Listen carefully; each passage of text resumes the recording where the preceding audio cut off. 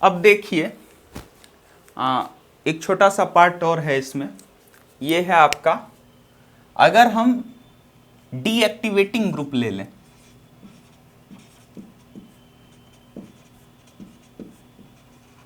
Deactivating group, पीछे बता चुके हैं हम आपको डीएक्टिवेटिंग ग्रुप कौन है, -R ग्रुप, ठीक है, या -M ग्रुप। समझ रहे हैं मेरी बात? ये क्या है, डीएक्टिवेटिंग नेचर शो करता है। तो चलो डीएक्टिवेटिंग की ही बात कर लेते हैं। एक बात बताओ, हमारा मतलब एक बेसिक कनेक्ट करो कि हम जो ये रिएक्शन करवा रहे हैं इलेक्ट्रोफिलिक सब्स्टिट्यूशन रिएक्शन, मतलब इलेक्ट्रोफाइल अटैक करेगा और हाइड्रोजन को सब्स्टिट्यूट करेगा, यही है रिएक्शन ना। तो इलेक्ट्रोफाइल उन जगहों पे जाएगा जहां की इलेक्ट्रॉन की अधिकता हो, जहां इलेक्ट्रॉन अधिक अमाउंट में हो। तो पीछे जब हम बात करते हैं डोनेटिंग ग्रुप की, तो उसमें हम ये देखते हैं कि डोनेटिंग ग्रुप ऑर्थो और पैरा पोजीशन के ऊपर इलेक्ट्रॉन्स को बढ़ा देता है, इलेक्ट्रॉन की डेंसिटी को इंक्रीज कर देता है, और चूंकि इलेक्ट्रॉन डेंसिटी इंक्रीज कर देता है इसलिए हमारे प्रोडक्ट ऑर्थो पैरा प्रोडक्ट बनते हैं। लेकिन डीएक्टिवेटिंग ग्रुप्स में मीटा प्रोडक्ट का फॉर्मेशन होता है। तो क्वेश्चन ये है कि मेटा प्रोडक्ट क्यों बनते हैं। रीजन बहुत सिंपल है, लेकिन उससे पहले आपको यह पता होना चाहिए कि कौन कौन से ग्रुप ऐसे होते हैं जो कि आपके डीएक्टिवेटिंग की तरह बिहेव करते हैं। तो कुछ ग्रुप मैंने लिख दिए हैं और कुछ ग्रुप्स के ऑर्डर मैंने लिख दिए हैं। इस दोनों को आप ध्यान में रखिएगा बस कि ये ऑर्डर जो है यही आपका ऑर्डर होगा मेटा ग्रुप का, मतलब डीएक्टिवेटिंग ग्रुप्स का। और एक और बात का ध्यान रखिएगा, CX3 जो होता है ये भी आपका डीएक्टिवेटिंग की तरह काम करता है और रिवर्स हाइपर कॉन्जुगेशन के थ्रू ये डीएक्टिवेटिंग ग्रुप की तरह वर्क करता है, -R ग्रुप की तरह ये बिहेव करता है, ध्यान रखिएगा। और एक और होता है NR3+ ले लें या NR2H ले लें, ये सब भी जितने भी हैं ये सब भी डीएक्टिवेटिंग की तरह ही काम करते हैं और ये इंडक्टिव इफेक्ट के थ्रू अपना डीएक्टिवेटिंग नेचर शो करते हैं। तो ये इसकी बात हो गई। अब देखिए कि इसमें होता क्या है, ये कैसे डीएक्टिवेट करता है रिएक्शन को। एक्चुअली थोड़ा सा इसका अगर आप रेजोनेंस बनाएंगे तो आपको क्लियर होगा। हम बना के दिखाते हैं आपको एक रेजोनेंस। मान लो एक बेंजीन रिंग दे रखा है कुछ इस तरह से, और इसके ऊपर NO2 लगा दिया है।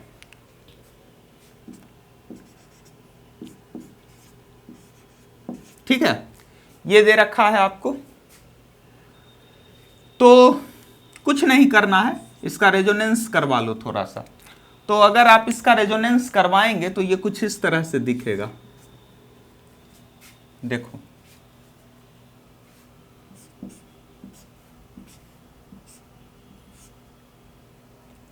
ये इधर जाएगा और ऑब्वियस सी बात है कि ये जो बॉन्ड है आपका वो इधर शिफ्ट हो जाएगा।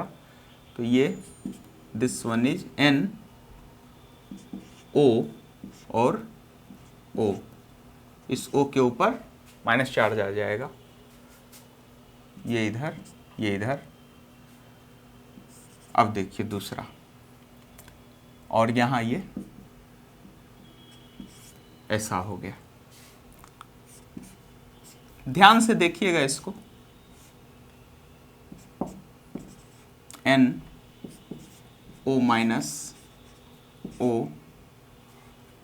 और इधर देखो ये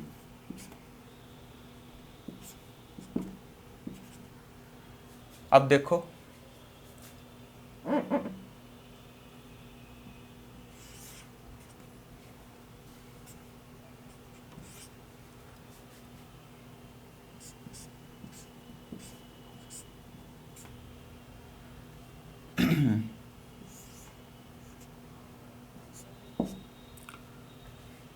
तो यहाँ NO-O,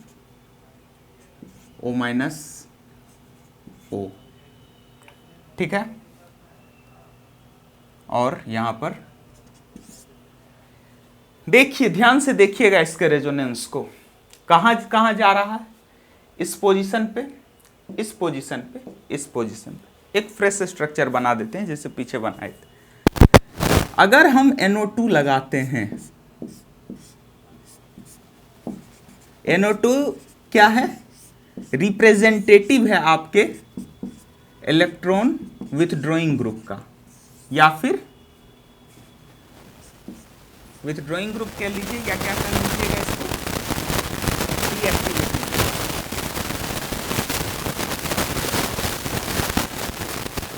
ठीक है, तो यहां पर प्लस, यहां पर प्लस,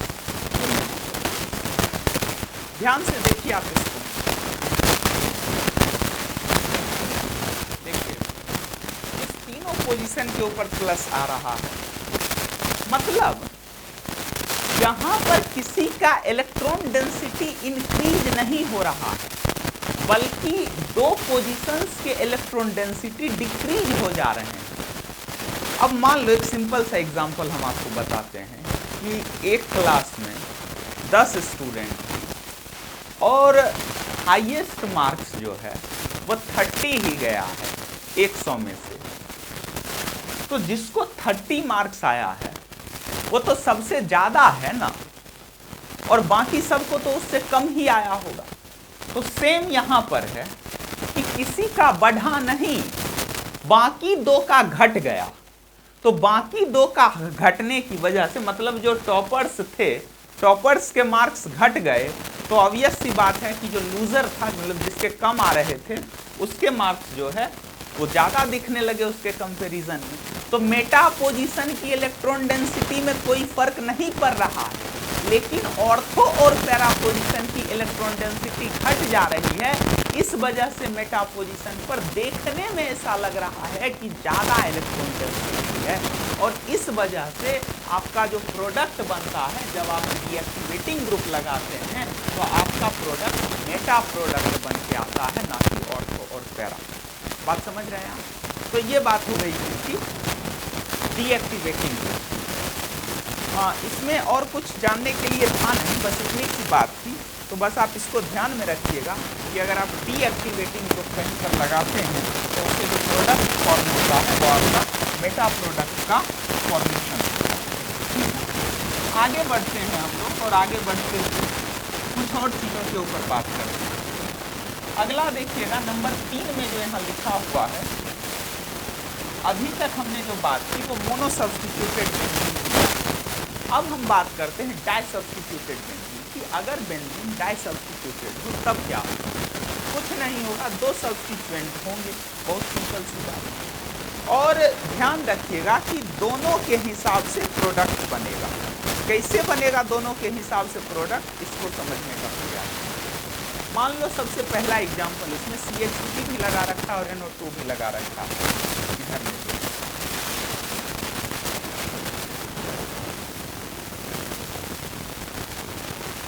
CH3 ये आपका डीएक्टिवेटिंग और ये आपका एक्टिवेटिंग। ठीक है, तो एक्टिवेटिंग ग्रुप का क्या टेंडेंसी है कि ऑर्थो और मेटा प्रोडक्ट बनाएगा। तो ये चाहेगा ऑर्थो मेटा प्रोडक्ट बनाना,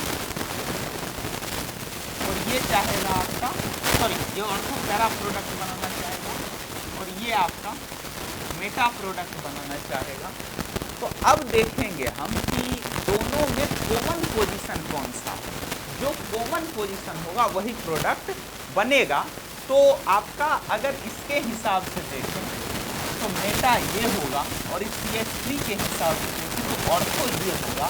तो इसलिए ये पोजीशन दोनों में कॉमन है, तो इस पोजीशन के ऊपर आपका प्रोडक्ट बनेगा। इस तरह से डिसाइड होगा डाई सब्स्टिट्यूटेड। उसी तरह से दूसरा ले लीजिए SO3 वाला।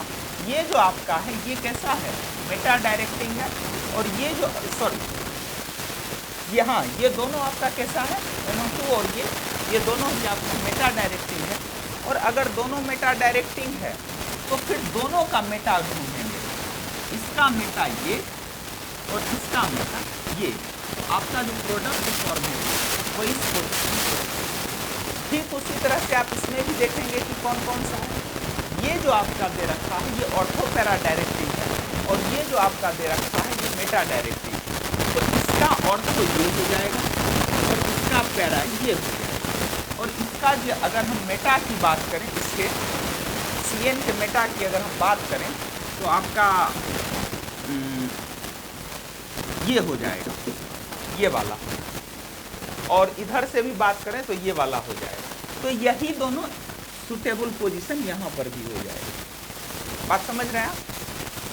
इसका ऑर्थो ये, इसका पैरा ये, इसका मेटा ये और इसका मेटा ये, क्योंकि ये आपका कैसा है, इलेक्ट्रॉन मतलब एक्टिवेटिंग ग्रुप है, और ये आपका कैसा है, डीएक्टिवेटिंग। तो ये बात हो गई। अब दूसरी बात आती है कि अगर स्ट्रॉन्ग एक्टिवेटिंग ग्रुप्स लगे हुए हैं, जैसे OH दे रखा, ये दे रखा या फिर ये दे रखा, स्ट्रॉन्ग एक्टिवेटिंग ग्रुप्स अगर दे रखे हैं तो फिर प्रोडक्ट का फॉर्मेशन इसी के अकॉर्डिंग होगा, इसका रोल हम लोग कंसीडर नहीं करें। तो ये बात हो गई किसकी, हमने आज के लेक्चर में क्या क्या देखा, जरा उसको समअप कर लेते हैं। हमने अपने आज के लेक्चर में बहुत सारी चीज़ें देख ली हैं। इसमें सबसे पहले तो हमने ये देखा कि एडिशन रिएक्शन में क्या क्या चीज़ें होती हैं, उसको हम कहाँ पर डिस्कस किए हैं। उसके बाद हमने ये देखा कि आपका जो इलेक्ट्रोफिलिक सब्स्टिट्यूशन है उसमें एलिफेटिक वाला पार्ट क्या है, एरोमेटिक वाला पार्ट क्या है, और हमको कहाँ कौन सा पार्ट पढ़ना, ठीक है। उसके बाद हम आगे बढ़े और हमने एक जनरल मैकेनिज्म की। जनरल मैकेनिज्म करने के बाद हम फिर आगे बढ़े और उसमें हमने ये देखा कि एक्टिवेटिंग ग्रुप्स क्या होते हैं और डीएक्टिवेटिंग ग्रुप्स क्या होते हैं, और एक्टिवेटिंग डीएक्टिवेटिंग ग्रुप का बेंजीन रिंग के ऊपर क्या इफेक्ट पड़ता है, उससे कौन से प्रोडक्ट का फॉर्मेशन होता है। ये हमने मोनो सब्स्टिट्यूटेड बेंजीन के लिए भी देखा, डाई सब्स्टिट्यूटेड बेंजीन के लिए भी देखा। तो ये बातें हमने आज देखी। अगला जो लेक्चर होगा हमारा, अब हम आपको थोड़ा इस चैप्टर के 2-3 चीज़ों के बारे में, इलेक्ट्रोफिलिक सब्स्टिट्यूशन मतलब एरोमेटिक इलेक्ट्रोफिलिक सब्स्टिट्यूशन में कुछ चीज़ों के बारे में आपको हम डिस्कस कर देना चाहते हैं कि इसमें 4-5 रिएक्शन करनी है। एक तो आपका सबसे पहला नाइट्रेशन, दूसरा आपका halogenation, sulphonation, Friedel craft alkylation, Friedel Crafts acylation, और आपका गैटरमान रिएक्शन, गैटरमान के अंदर गैटरमान फॉर्माइलेशन, गैटरमान कोड, ये सारी चीज़ें आ जाती हैं। तो ये सारे रिएक्शंस हमको पढ़ने हैं। तो 5-6 रिएक्शन से तो अगले लेक्चर में हम प्रयास करेंगे आपका कि हेलोजिनेशन, सल्फोनेशन और नाइट्रेशन कंप्लीट करें। तो आज के लिए इतना ही। Thank you so much. अगर आपको वीडियो अच्छा लगे तो सब्सक्राइब कीजिए और कोर्स को बाय कीजिए। Thank you.